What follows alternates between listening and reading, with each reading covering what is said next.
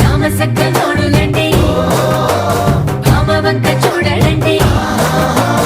రాయభారం ఎందుకండి రాసి ఉంచినాడు రండి గుండెలోన చోటు సీతకే చూపులే మాటలై